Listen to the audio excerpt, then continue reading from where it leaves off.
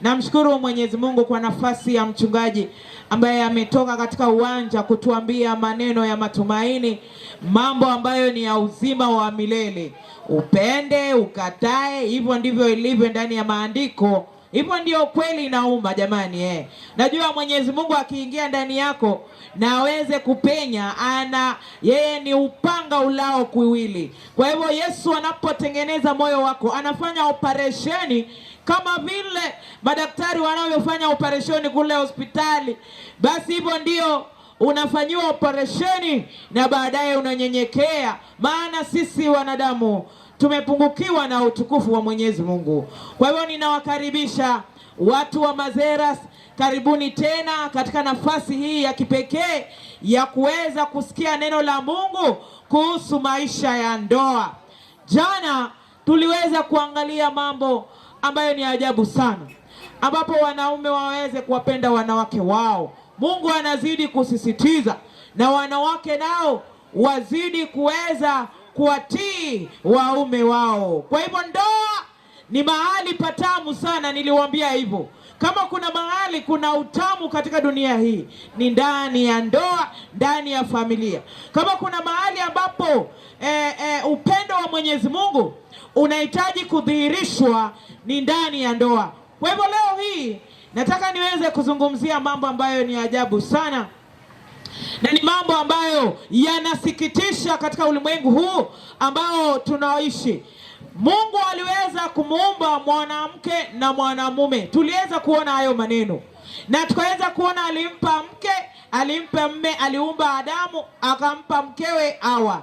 Kwa hivyo ni mtu jike na kiume na kike, wawili wakawekwa pamoja. Lakini hivi sasa shetani amepindua hivi sasa vijana wengi wameingia katika maneno ambayo ni ajabu. Yaani kwa hizi nyakati za mwisho tutajionea mambo ambayo yanashangaza sana, ambayo misingi yake haimo ndani ya maandiko. Leo hii nataka kuweza kuzungumzia kuhusu jambo ambalo linaitwa homosexuality, ambapo je, Mwenyezi Mungu anakubali ushoga?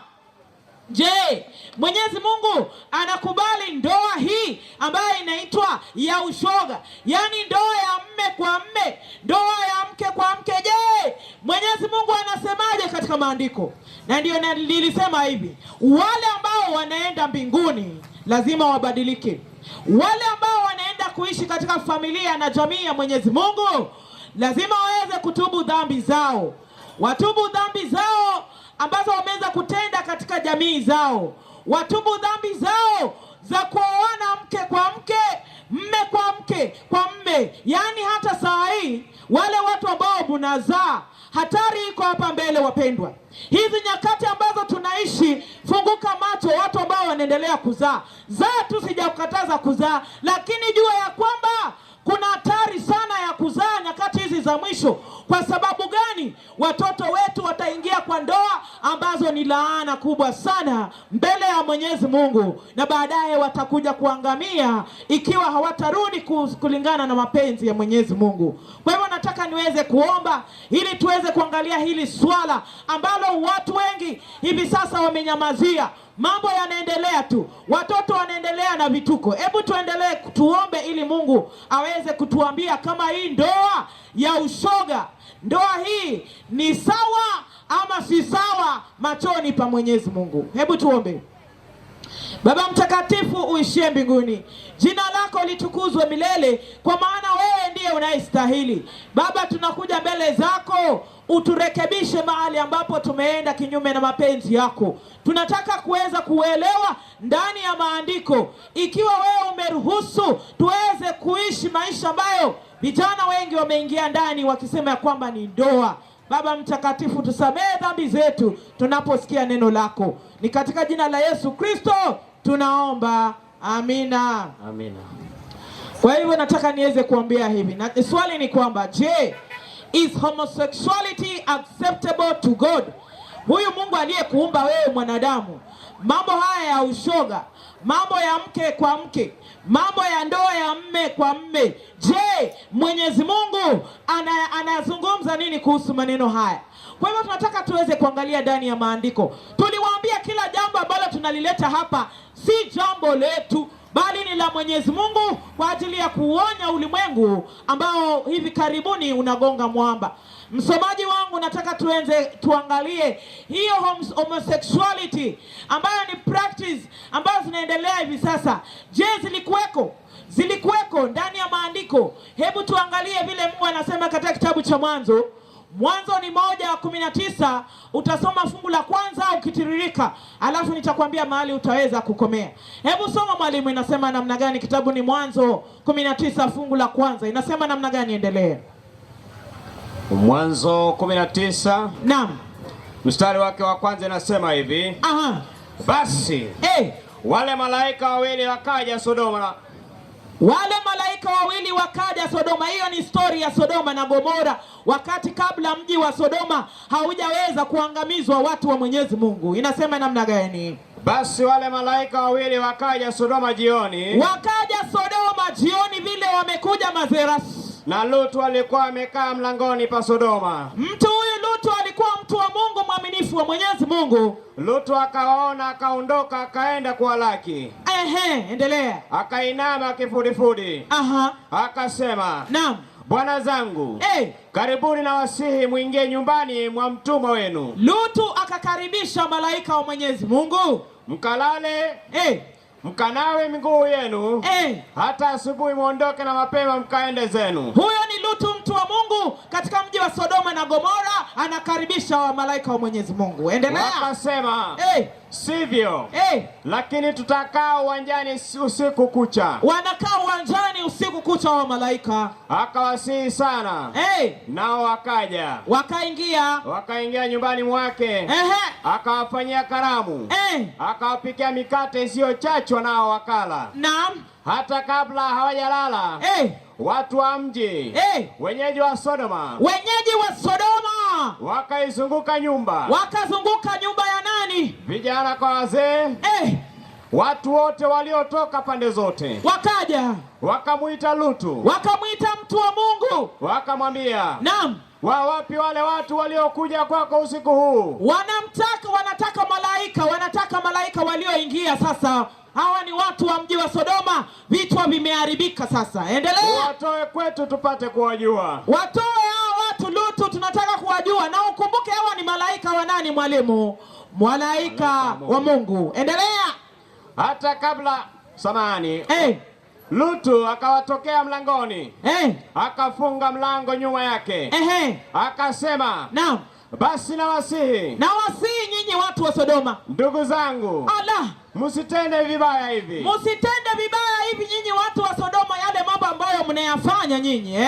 Tazama, ninao binti wawili ambao hawajajua mtu mme. Jamani, watu wa mji wa Sodoma, ninao binti zangu ambao ni bikira, hawajajuana na mtu yoyote. Jamani, nina bikira, siniwapatia mabikira. I think una get the point.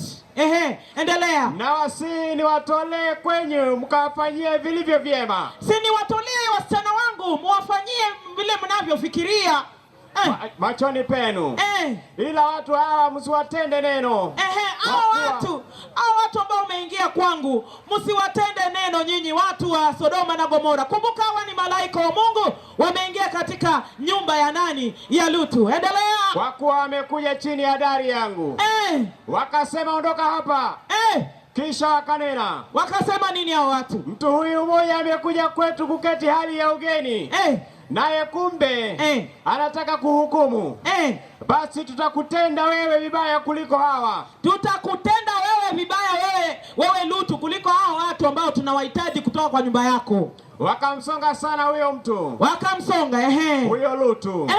Wakakaribia wavunje mlango. Wanataka nini? Endelea msomaji. Lakini wale watu wakanyosha mikono yao. Wakamuingiza Lutu kwao nyumbani. Wakaufunga mlango. Endelea. Kisha wakawapiga hao watu walioko mlangoni kwa upofu. Wadogo kwa wakubwa. Hata wakachoka kwa kutafuta mlango. Basi wale watu wakamwambia Lutu, je, unaye mtu hapa zaidi? Mkwe. Asante sana mwalimu. Wacha wenyewe waende wajisomee maneno haya. Jinsi ilivyo wakati wa Sodoma na Gomora, hivyo ndivyo ilivyo kwa nyakati hizi. Mambo yaliyotendeka Sodoma na Gomora, watu wa mji, kwa mfano watu wa Mazeras, wanakuja sasa kwangu, wanasema tunataka hao wanaume ambao wako kwako, hao ndio tunaowataka. Na unajua hawakuwa wanataka jambo lingine, walikuwa wanawataka wakuwe nao katika hali ya homosexuality.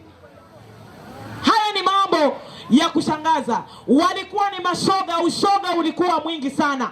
Kwa hiyo walikuwa wanataka hawa watu ambao ni watu, hawakujua hawa ni malaika. Malaika waliweza kuwatia upofu hawa watu na kuweza kusukuma Lutu ndani na kuweza kung'ang'ana na hawa watu. Watu wa Sodoma na Gomora waliangamizwa kwa sababu ya ushoga watu wa Mungu. Niliwaambia, nataka niwaambie siri watu wa Mazeras. Yesu anakuja, na siri ya Yesu kuja ya kwanza, dhambi ambayo Mwenyezi Mungu afurahi kuiona ni ya ushoga.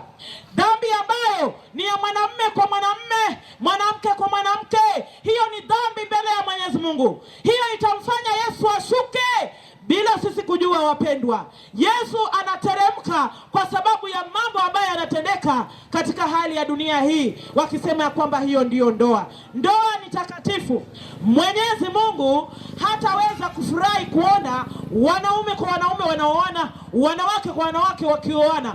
Hilo ni jambo, anasema vile kulikuweko wakati wa Nuhu, wakila na kunywa na kuoa na kuoana, basi mambo hayo yatawapata pia watu wa wakati huu ambao tunaishi. Ndio sababu tumekuja soko hii na tumekuja na onyo ya tunapaza sauti ya kwamba watu wa Mazeras tumrudie Mwenyezi Mungu, kwa sababu saini ya Yesu kurudi mara ya pili ni saini kama ile ya Sodoma. Yesu anakuja kuharibu dunia hii kwa sababu ya maneno kama ya Sodoma na Gomora ambayo tunayazungumzia katika maisha yetu, wapendwa. Hiyo ni dhambi mbaya sana ambayo Mwenyezi Mungu hawezi kukaa muda mrefu bila kuangamiza mji huu, bila kuangamiza dunia hii. Hiyo ni sign kubwa ya Yesu kurudi mara ya pili, wapendwa.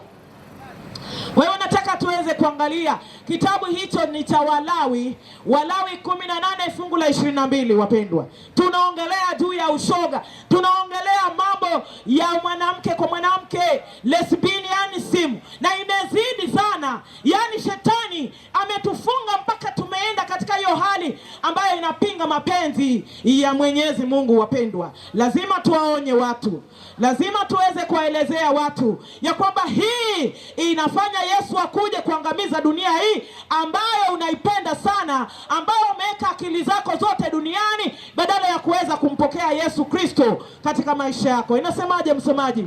18:22 mambo ya Walawi. Usilale na mwanaume mfano wa kulala na mwanamke. Usilale. Sikia watu wa Mazeras, mimi ninajua ushoga unajaa huku Mombasa Coast.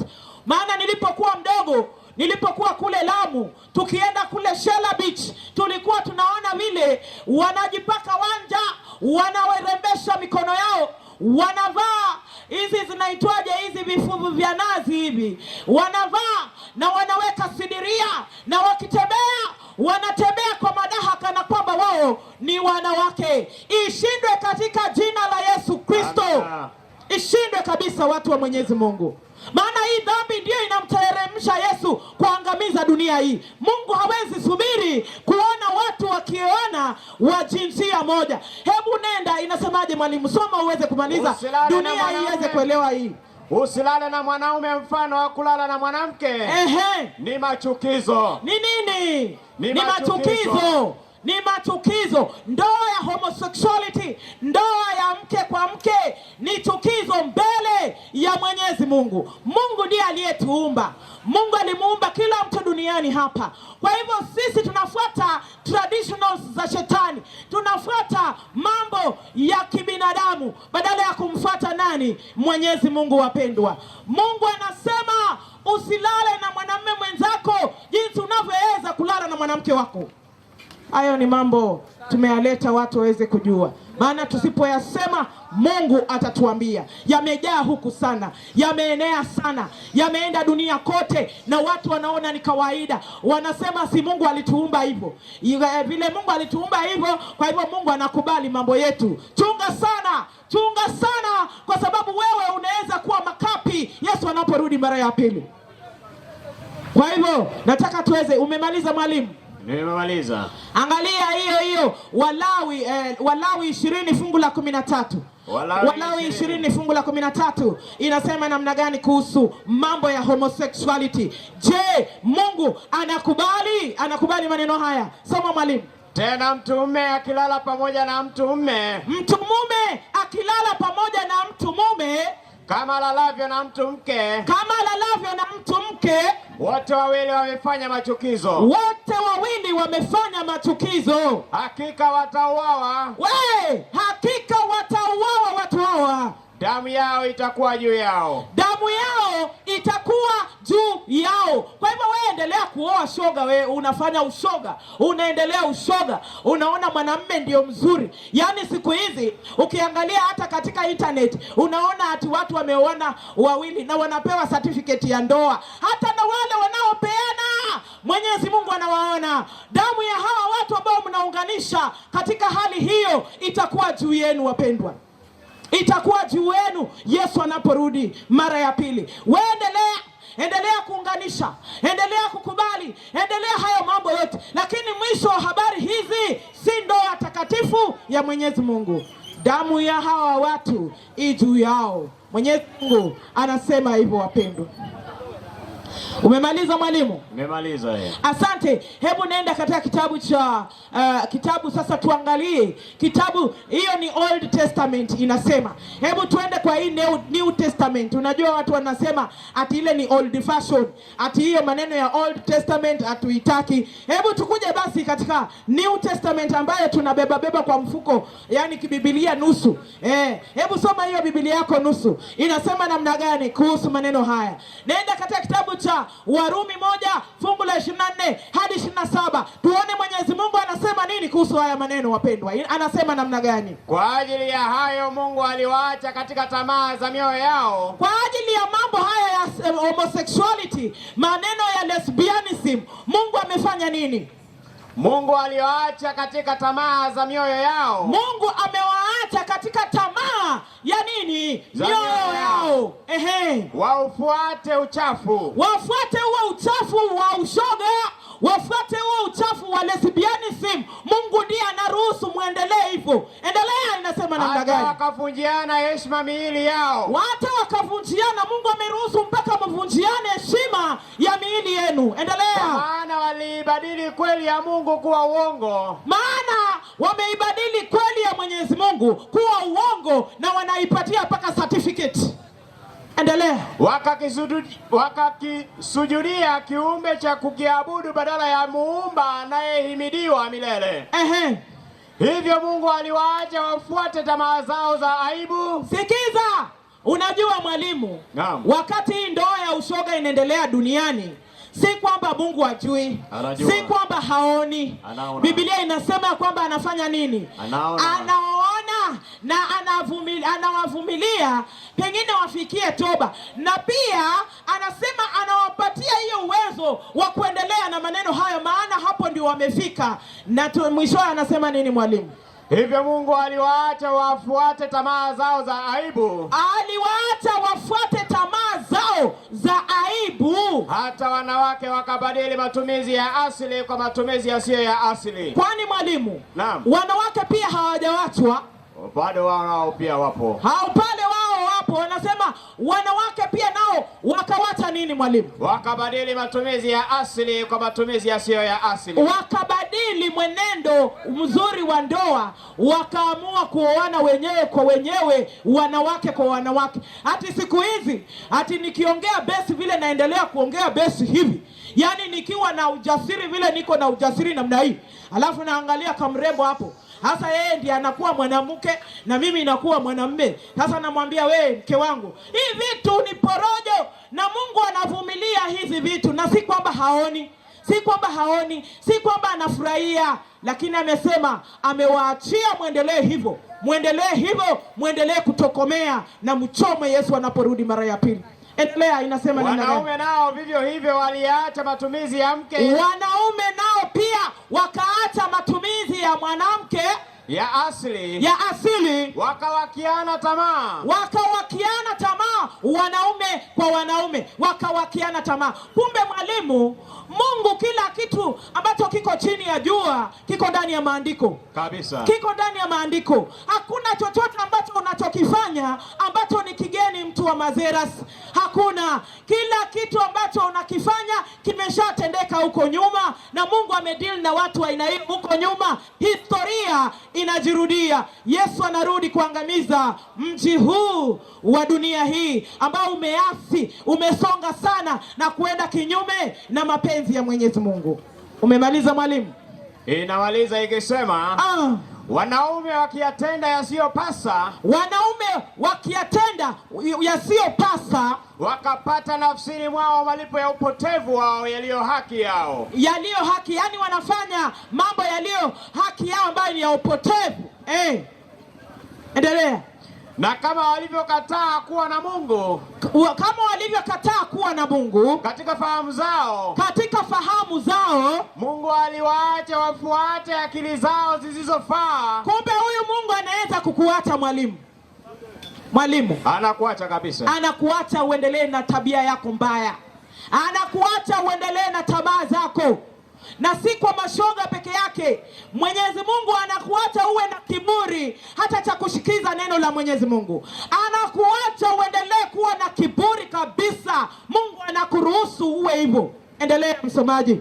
Inamaliza ikisema wakapata nafsini mwao malipo ya upotevu wao. Wakapata nafsini mwao malipo ya upotovu wao. Yaliyo haki yao. Yaliyo haki si ya nani? Si ya Mungu, bali ni nini? Ni haki yao.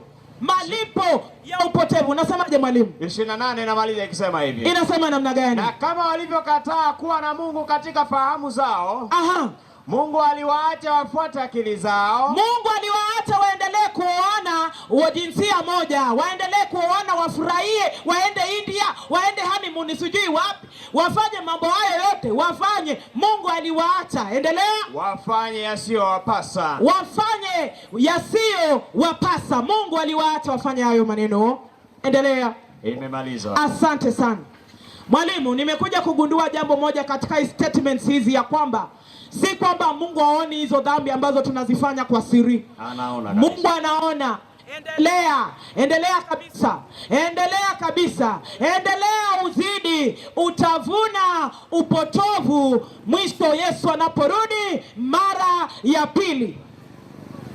Haya ndiyo mambo ya ajabu ambayo Mungu anasema katika maandiko. Hebu angalia kitabu cha Wakorintho wa kwanza 6 fungu la 9 hadi 11. Tuangalie hii maneno kwa undani, maana watu hawataki kuambia watu ukweli, na watoto wetu wanaingia kwa hizi vitu. Na kwanza wanaanza kwa kuvaa vipuli. Siku gani wanaume wanaruhusiwa kuvaa vipuli jamani? Wanaingia katika hiyo kipuli. Ukimwona mwanamume na kipuli, ameanza mambo ya kutaka kuwa shoga.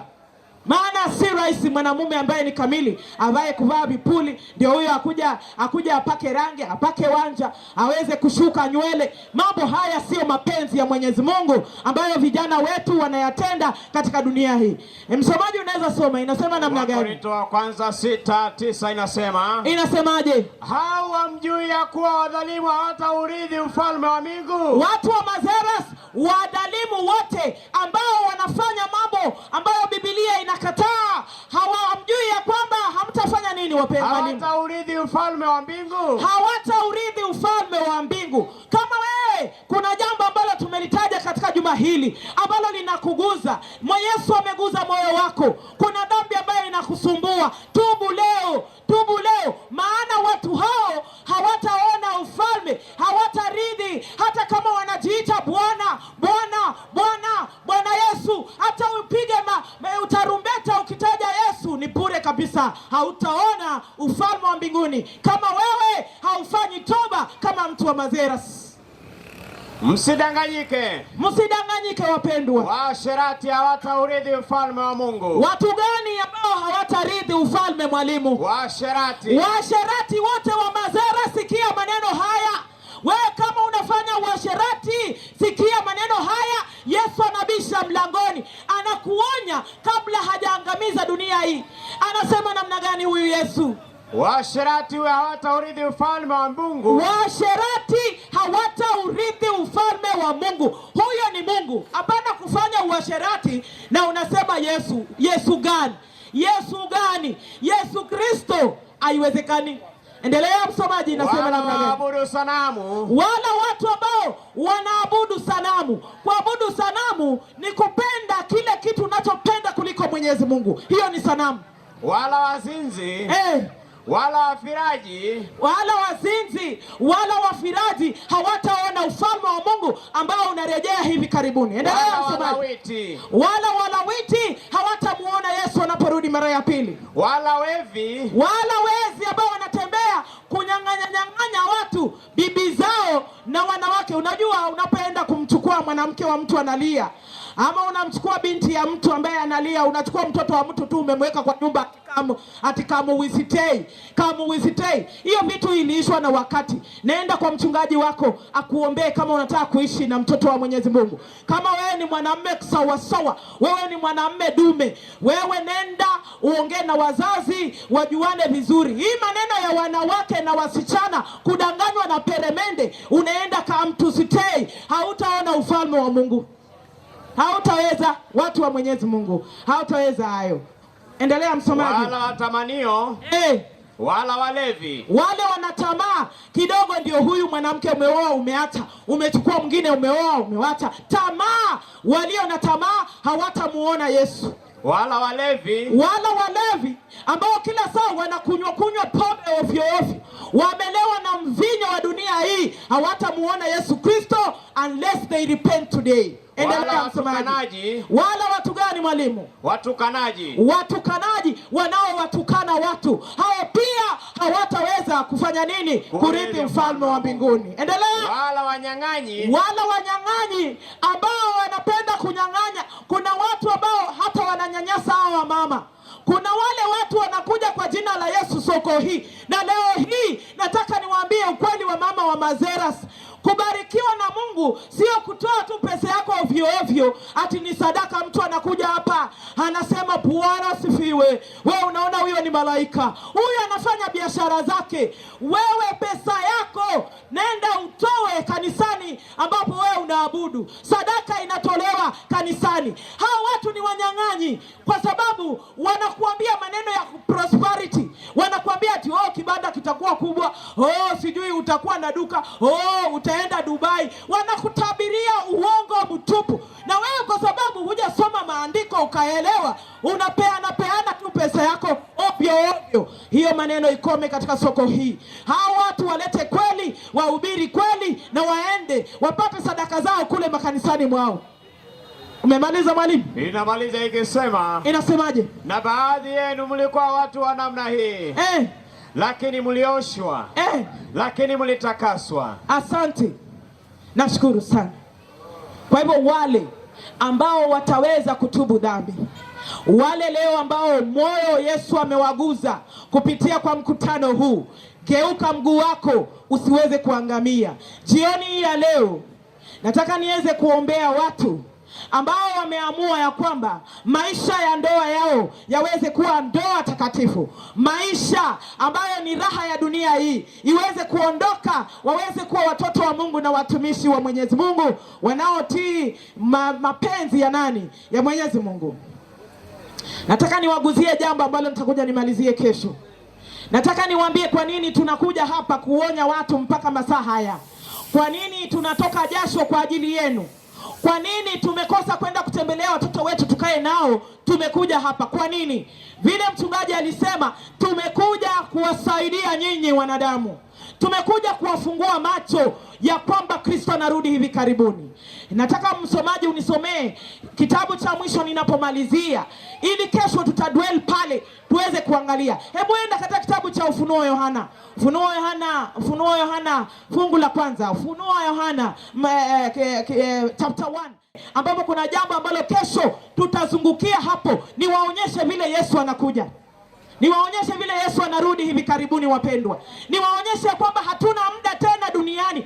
Hatuna hour. Clock ya Mungu inakimbia mbio upesi. Anakuja kuchukua watakatifu wake. Atakupata ukiwa wapi? Hebu soma msomaji wangu. Inasema namna gani? Ufunuo Yohana. Ufunuo Yohana chapter 1. Chapter 1 verse 1. Yes. Biblia inasema hivi. Inasemaje? Ufunuo wa Yesu Kristo. Ufunuo wa Yesu Kristo aliopewa na Mungu. Awaonyeshe watumwa wake mambo ambayo kwamba hayana budi kuwako upesi. Huu ni ufunuo wa nani mwalimu? Ufunuo wa Yesu Kristo. Ufunuo wa Yesu. Mungu anampatia Yesu ufunuo wake. Endelea. Aliopewa Mungu awaonyeshe watumwa wake. Mambo ambayo kwamba hayana budi kuwako upesi. Mambo gani mwalimu? Mambo ambayo kwamba hayana budi kuwako upesi. Mambo ambayo hayana budi kuwapo upesi. Kwa hivyo inamaanisha ufunuo wa Yesu Kristo alimpea Yesu mwenyewe. Mwenyezi Mungu alimpatia ufunuo Yesu mwenyewe, ya kwamba awaonyeshe watumwa wake mambo ambayo hayana budi kutukia upesi. Yesu anarudi wapendwa. Kuna jambo ambalo nataka unisomee. Sitaki uendelee mbele. Nataka unisomee jambo la mwisho, alafu niweze kuomba watakatifu wa Mungu hawa wakitafakari maneno haya wakienda kulala usiku. Kuna mambo ambayo yanakuja kufanyika jamani, ambayo tutayazungumzia. Lakini nataka unisomee fungu la 16, alafu kesho tutakuja tuchezee hapo mstari chapter 14 ya Revelation. Tuangalie Yesu anasema namna gani. Kuna mambo yanakuja kufanyika ambayo watu hawayajui. Watu wote duniani hawayajui. Tunayafumbua hapa kesho. Hebu soma fungu la chapter 14 ya Revelation, ambayo inazungumza juu ya malaika watatu, lakini tutawazungumzia kesho. Hebu kwa nini Mungu anataka watu waweze kupata hizi warning ambazo tunazipata? Hebu soma Yohana 14 fungu la 6. Hebu soma la 6 na la 7 kwanza, alafu tutakuja turuke 14 16 tuendelee tumalize. Inasema namna gani? Biblia inasema, naam, kisha nikaona malaika mwingine. Sikia, huyu ni Yohana anasema, kisha nikaona malaika mwingine akiruka katikati ya mbingu. Mwenye injili ya milele. Mwenye nini? Injili ya milele. Injili ya milele. Awahubiri hao wakaao juu ya nchi. Anawahubiria wakaao juu ya nchi. Na kila taifa na kabila na lugha na kila taifa na lugha na jamaa. Akasema kwa sauti kuu. Inasema namna gani ya sauti? Mcheni Mungu watu wa Mazeras. Huyo malaika anasema mcheni Mungu. Kwa hivyo malaika ambaye anazungumziwa hapa si malaika, maana malaika ushaimuona malaika. Ni malaika watumishi wa Mungu wanakuja wakisema imefika wakati wa kumcha Mungu na kumtukuza, kwa maana saa ya hukumu yake imekuja. Kwa maana saa ya hukumu yake, wapendwa wa madhehebu wote, wapendwa wa Islamu, saa ya hukumu ya Mwenyezi Mungu imefika. Endelea. Msujudieni yeye aliyezifanya mbingu na nchi na bahari na Mungu anataka wanadamu wa Mazeras tuweze kumrudia Mwenyezi Mungu aliyeumba mbingu na nchi na bahari na chemchemi za maji. Asante. Angalia haya maneno. Hizi ndio siri za wokovu. Ambazo watu hawajawaambia watu wa Mazeras. Watu hawajawaambia. Hata kuna watu ambao wanasoma Biblia, wameshika Biblia, lakini hawana hizi siri ambazo tunawaambia katika eneo hili la Mazeras wapendwa. Hebu ruka mstari. Nataka uruke mstari wa 14. Endelea, alafu kesho tunachezea hapo. Tuwasaidie watu wa Mazeras waweze kuokoka, waweze kumjua Mungu kwa roho na kweli. Inasema namna gani mwalimu? Kisha nikaona.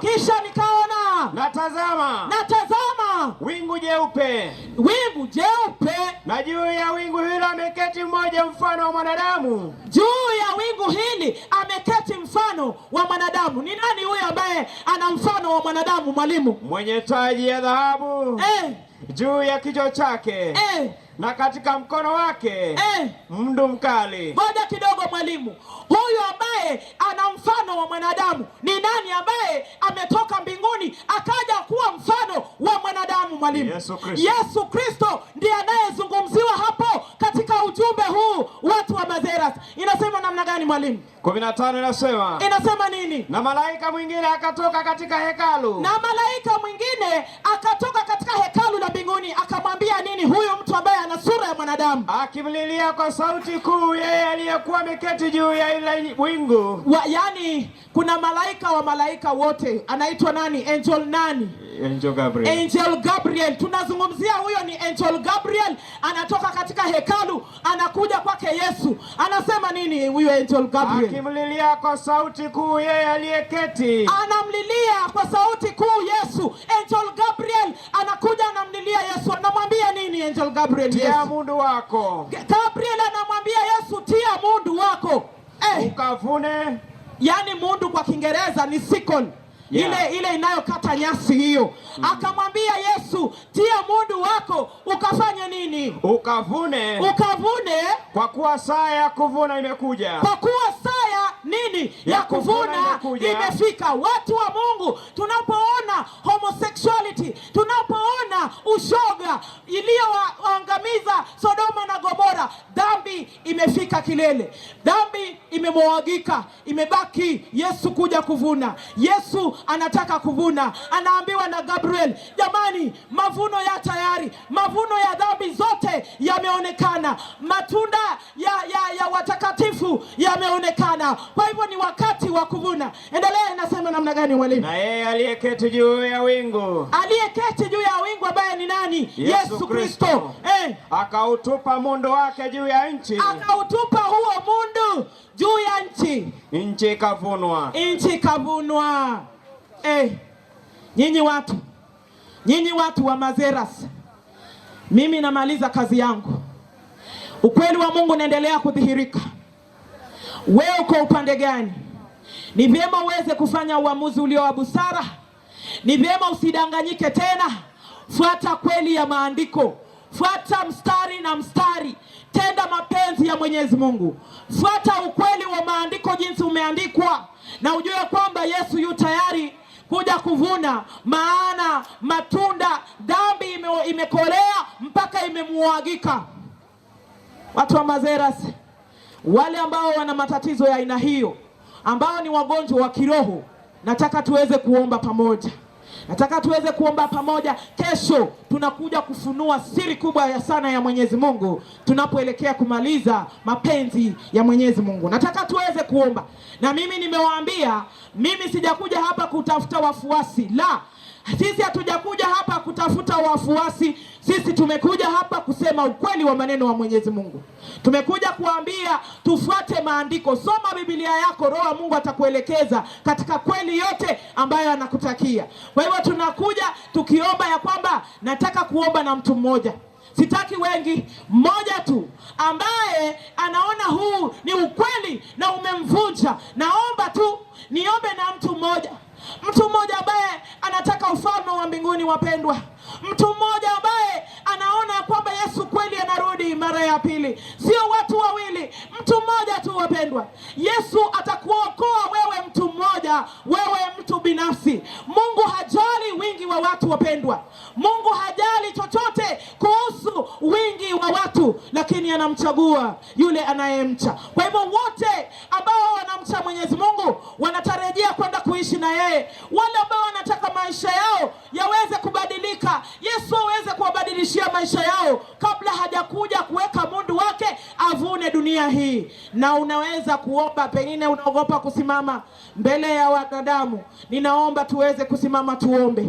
Ninaomba tunyenyekee machoni pa Mungu aweze kukubariki. Na nataka nikuibie siri. Nataka kukuibia siri. Mwanamke huyu ambaye mnamuona sauti yake anazungumza si mwanamke wa kawaida. Anapokuambia simama tuombe, simama. Kwa sababu gani? Ni mtumishi wa Mwenyezi Mungu amemtuma. Simama tuweze kuomba ili mibaraka iweze kuja. Karibu sana wamama, karibu sana wazee ambao wanasikia maneno haya, watoto na wote ambao wamebarikiwa zaidi. Hebu tuweze kuomba. Asante sana mama, wewe ni mtoto wa Mungu. Mungu anatafuta huyo mmoja ambaye anasikia sauti ya Mwenyezi Mungu. Na tuombe. Baba mtakatifu uishie mbinguni, jina lako litukuzwe. Tunashukuru sana kwa uwepo wako. Tunashukuru sana kwa kutupa mamlaka ya kunena katika soko hili. Tuseme kweli ya maneno yako, maana ukaribu kuja kuvuna Yesu. Baba wa mbinguni, ninaomba ya kwamba vumilia kidogo, vumilia na uvundo huu wa dhambi kidogo, ili tuweze kuokoa wana Mazeras, waweze kukuabudu kwa roho na kweli, waweze kutunza nyumba zao, waweze kuwa Wakristo wa kweli, waweze kuwa watu wa kutegemea neno lako siku baada ya siku.